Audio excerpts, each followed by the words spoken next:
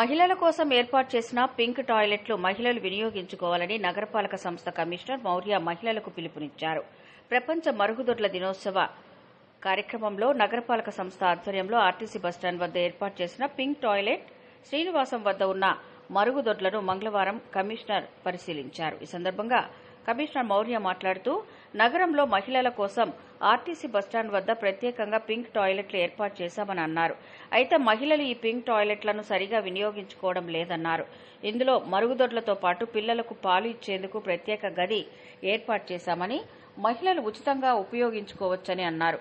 నగరంలో కూడా పలుచోట్ల నగరపాలక సంస్థ ఆధ్వర్యంలో మరుగుదొడ్లు ఏర్పాటు చేశామని, అందులో వినియోగంలో లేని వాటిని తొలగిస్తున్నామని అన్నారు. ప్రజలకు అవసరమైన చోట ఏర్పాటు చేసేలా ఇంజనీరింగ్ అధికారులకు సూచనలు చేశామని, ఆయా ప్రాంతాల్లో ప్రజలు అవసరాలను బట్టి మరుగుదొడ్లు ఏర్పాటు చేస్తామని అన్నారు.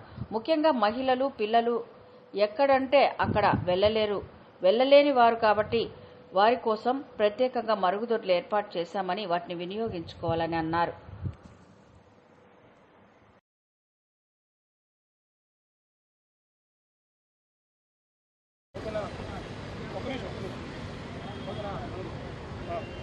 ఈరోజు వరల్డ్ టాయిలెట్ డే సందర్భంగా మనము ఈ పింక్ టాయిలెట్ అనేది మనకి కార్పొరేషన్ పరిధిలో ఒకటి కన్స్ట్రక్ట్ చేసాము లాస్ట్ ఇయర్ వాటర్ ప్లస్ కింద.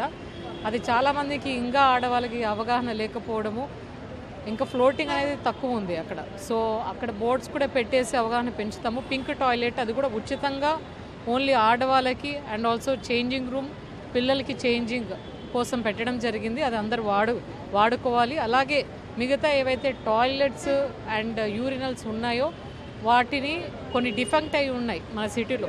సో అవి ఐడెంటిఫై చేసేసి అవి రిమూవ్ చేస్తాము.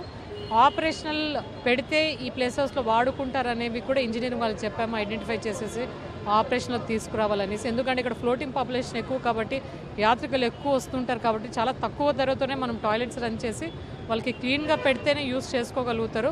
అదర్వైజ్ ఎస్పెషల్లీ ఆడవాళ్ళు, పిల్లలకి ఎక్కడంటే అక్కడ వెళ్ళలేరు కాబట్టి అందుకు ఈ టాయిలెట్స్ పైన ఫోకస్ చేసి ఏవైతే మనకి ఇంకా 29 టాయిలెట్స్ ఉన్నాయో వాటిని కూడా క్లీన్గా మెయింటైన్ చేయడానికి ప్రయత్నిస్తాం.